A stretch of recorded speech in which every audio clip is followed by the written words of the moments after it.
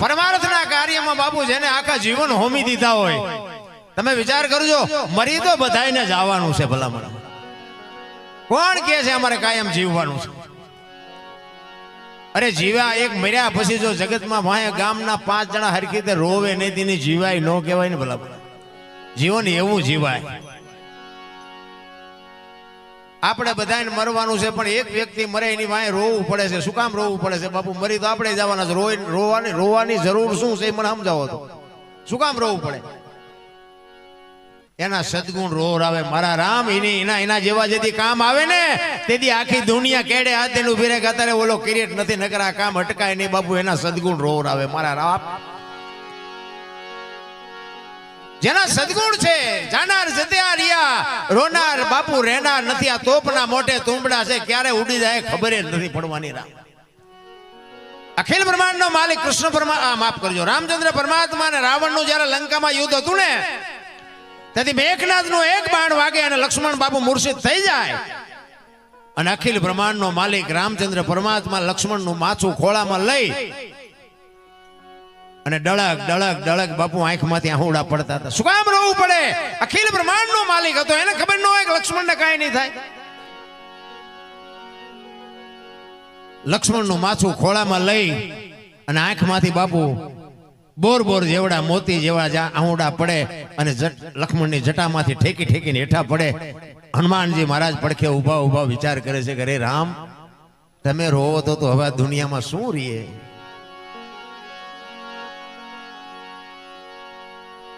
હનુમાનજી મહારાજ કે છે રામચંદ્ર પરમાત્માને, તમે કયો હુકમ કરો, તમારે આ લક્ષ્મણને બેઠો કરવા માટે શું કરવું પડે? તમે કયો એ હું કરું, પણ આમ રોયે થોડો મેળ પડે. તેથી રામચંદ્ર પરમાત્મા કહે છે કે રામ રોવણ હારી રોતાને રાજી કરે. આ તો વાલપના વ્યવહાર રોઈ બતાવે. રામજી લંકાના પટાંગણમાં ભાઈ જેવો ભાઈ પડ્યો હોય અને જો મારી આંખમાં આહુડું ન આવે તો જગત મારા નામનો કેળો પાડી દે કે ભાઈ પડ્યો તો પણ ભાઈની આંખમાં આહુડું નહોતું. ક્યાં તારે ભાઈ ભાઈ નો મેળ ગોતવા ક્યાં જાવો? તમારા ગામમાં સારું છે, અમે આવ્યા જોયું કે આ બધાનો રાગ ને ફારો છે ને કે આખા ગામ આરે મેળ હોય, હગા ભાઈ હોય જ મેળ નથી હોતો. બોલો પછી કે શું નડતું હશે? પછી કે દાણા જોર આ દાણા જોર પતે. તમારે ત્યાં કેમ એમ હોય, અમારે નકરું એમ તો જોર આવવાનું જ હાલે. આપણે શું કાળા ધોળા કર્યા છે આપણને ન ખબર હોય, કાંઈ નડે નહીં. રામ આપણા ગઢ 2 ટાઈમ સારો રોટલો નથી ચડ્યો ને, સારો રોટલો 2 ટાઈમ નથી ખાધો ને તો એને દાણા નથી જોરાયો કે માણા બનાવ્યા એ 2 ટાઈમ રોટલો નથી ચડતો, અમને શું નડે છે? તોય દાણા ન જોરાય. અત્યારે મૂક્યાનો માર્ગ નથી તોય નડે. બોલો આપણે એમ થાય કે આમને શું જોતું? અત્યારે કોને વાહન મકાન રૂપિયા લોટા હવામાં ઉડે વગર દોડે વાતો બાપુ હિલોળા કરે એવું નથી. હવે આમાં તમને કહું છું, જીવતા ન આવડે તો આંટો થયો એવું નથી લાગતું. અરે મારા રામ, મને એમ થાય છોકરા કાજુ બદામની ઓગટ કરે. બોલો આપણને પાર્લે ન ચડ્યું સીતારામ, આપણને પાર્લે ન ચડ્યું, છોકરા કાજુ બદામની ઓગટ કરે. અત્યારે થીગડા ઉપર થીગડા મારી મારીને બાપુ આપણી માવડીઓ આપણા કપડાને થીગડા ઉપર થીગડા મારી મારીને આ દુનિયાને બાપુ આપણને મોટા કર્યા છે. એક આંગળી જાય એટલું ફાંકવું હોય ને આપણી જનતા એમ કે બેટા લાય લાય 2 ટાંકા લઈ દઉં. ઈમાંથી આપણે હોરા નીકળ્યા છે. તો અત્યારે ફાટલા પહેરવાનું ચાલુ થયું. એટલે જીન્સમાં જુઓ તો માથા વ્યા જાય એવડા એવડા ફાંકા હોય. આપણે એમ કે આ કેટલાનું લાવ્યો? એ કે 5000 નું. એટલે ફાટલા છે ને 5000 જોવો તો ખરા હાલ્યું. હું તો અમુક અમુક ને કહું કે અમને ખબર નહોતી કે આવો ટાઈમ આવશે ને આવા તમે પહેરતા જ હતા, હાસવીને રાખ્યા હોત તો એમ અત્યારે પહેર જ તારી હારે. અરે મળ્યું છે મારા રામ, મોજ કરી લ્યો. બાકી જો આ કિરીટભાઈ બાપુ એક અગરબત્તી હળગે અને જેમ સુગંધ વહી જાય ને, સુગંધ રહી જાય ને અગરબત્તી બળી જાય, એમ બાપુ પોતાના જીવનનો હંકેલો કરીને સુગંધ મૂકતો ગયો. જિંદગી એવી જીવાય મારા બાપ. જગત ને યાદ કરવું પડે કે મીઠપ ભરેલા માનવી જેદી આ જગ છોડીને જાય એ કાગા એની કાણું ઘરે ઘરે મંડાય. આપણા ગામનો ન હોય, આપણી નાતનો ન હોય, આપણા કુટુંબનો ન હોય, પણ માણા જેવો માણો વ્યો જાય હૃદયમાં હબાકો આવે ઘરે. ભલા માણા જેવો માણા વ્યો ગયો એને જીવા કહેવાય. આપણે મર્યા પછી જો ગામ આખું લાપસી રાંધે એ બલ્લા જઈ એને જીવા કહેવાય. ચાચા જેવા છે અમે આ પ્રોગ્રામમાં જાય તો ઘણા બધા બધા અમને સાંભળવા ન આવ્યા હોય, અમારી ભૂલ ક્યાં આવે એ હાટું બેઠા હોય અમુક. એ એવા એમને તો મળે છે, પણ હવે લડવાનું છે. હો વાત ની એક વાત, આપણે હવે આમાં કઈ પાછું પાણી. અને હું મારી ઓળખાણ, કારણ કે આ તમારા રોડે તો પેલા મેં ખટારો હાંક્યો. હું ખટારો ડ્રાઈવર છું, હતો અત્યારે નથી. હું મારી તમને ઓળખાણ આપી દઉં કે આ તમારા રોડ જ અમે ઘસ્યા છે. એ તો અત્યારે બધા બાપુ બાપુ કરે, કોઈ અડધી ચા નથી પઈ. એટલે ખટારો હાંકતો હતો અને ઝઘડા સિવાય બીજું કઈ કર્યું નથી.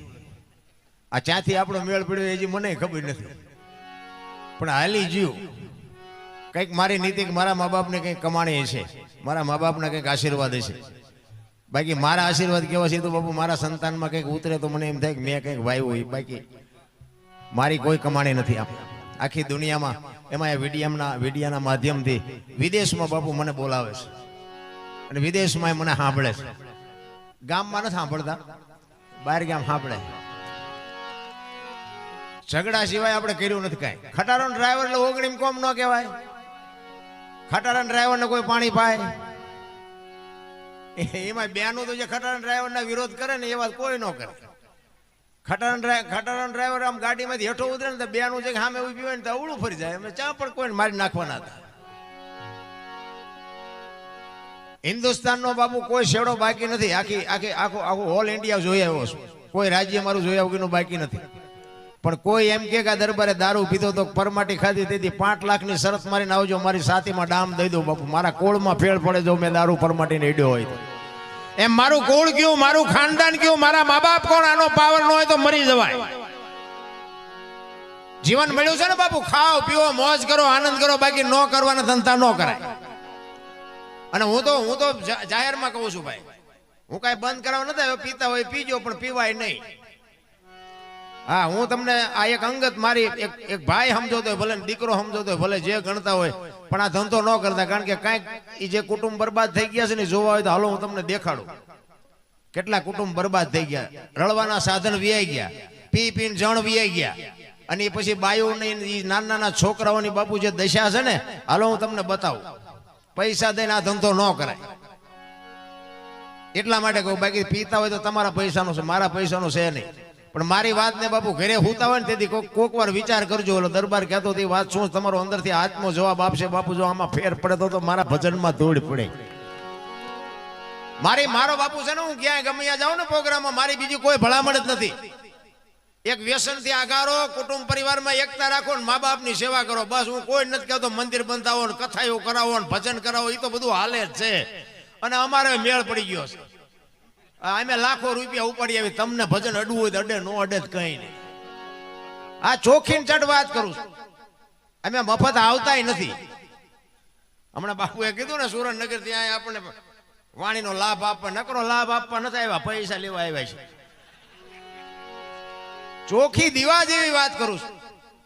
પણ કહેવાનો મારો મિનિંગ એક, તમે અમને લાખ રૂપિયા આપો, 50,000 રૂપિયા આપો, એનું વળતર જો અમે તમને ન આપી શકી અને તમારા જીવનમાં જો બાપુ એક શબ્દ ન ઉતરે તો અમારું તમારું બેનું બાપુ ધૂળ કહેવાય, કાંઈ વળે નહીં રામ. આ કથાઓ આખી દુનિયામાં તમે જો કથા ને ભજન ને માંડવા ને પ્રતિષ્ઠા ને મંદિર ને, હું એમ કહું છું કેટલું બધું ધર્મ ને કેટલું બધું પુણ્ય છે.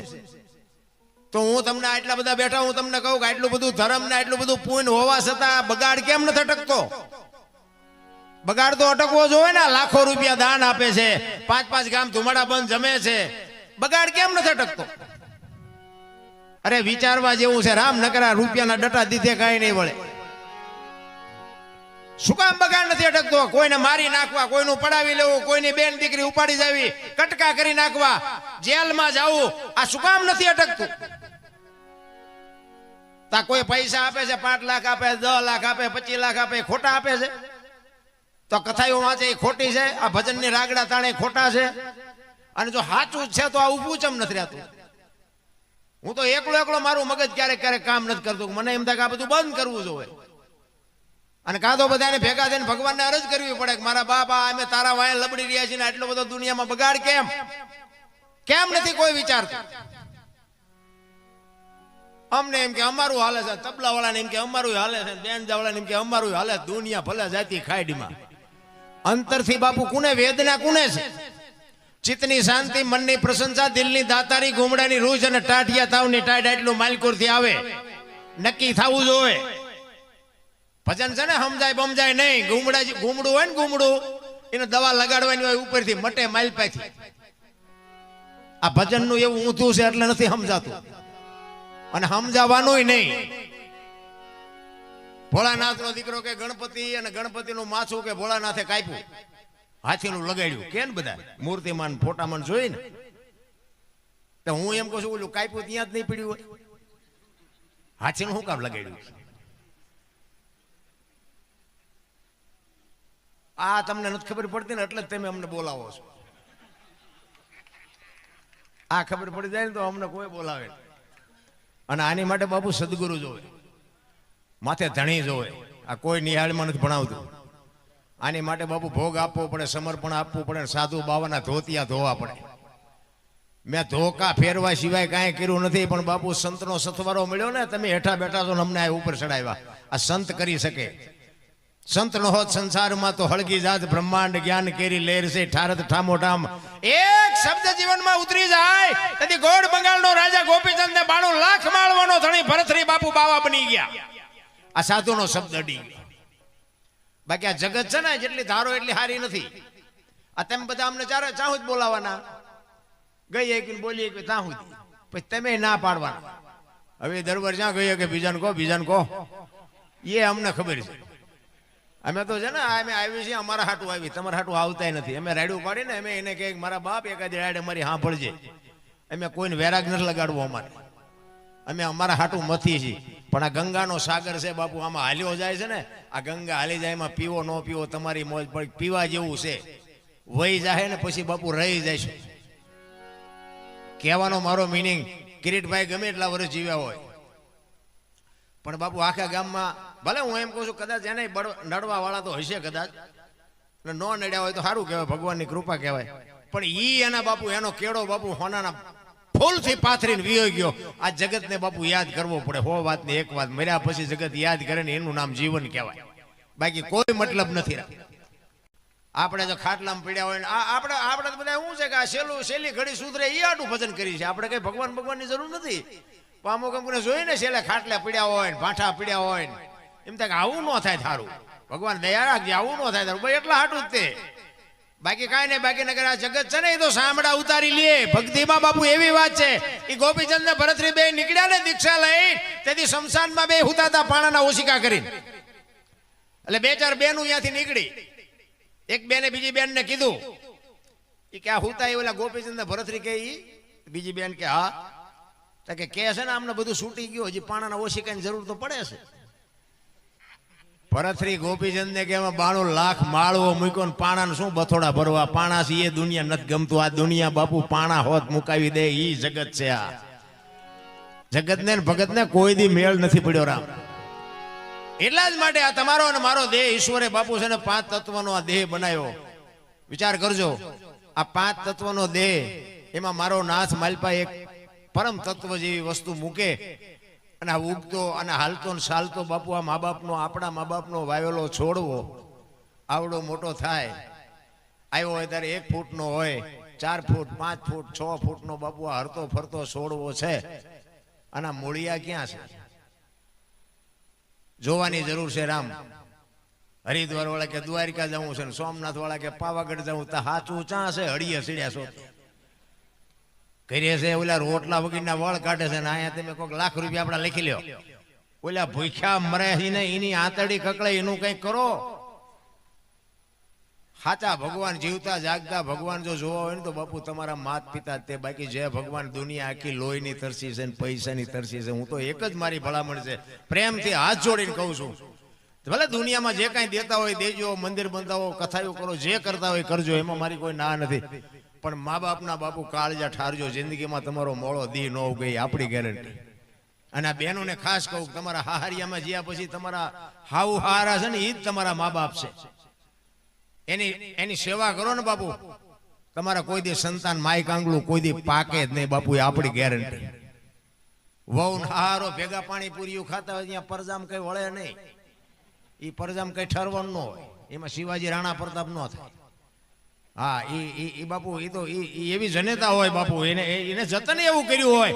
છત્રપતિ શિવાજી મહારાજ જીજાબાઈના ઉદરમાં હોય ને બાપુ જીજાબાઈએ એને રામાયણ ને ગીતા ઓગાળીને પાઈ દીધી હતી. એ કે મને ભગવાન દીકરો આપે કે દીકરી આપે, પણ મારું સંતાન માય કાંગલો ન થાય, મારું સંતાન આપને ટેકો દેવું થાય. આ ખુમારી માને જોઈ ભલા મને. એમ નામ હારા દીકરા નો ભગવાન એક દીકરો દે, ભગવાન હારો દીકરો શું અહીંયા ગોદામ છે માલપાથી આપે તમને?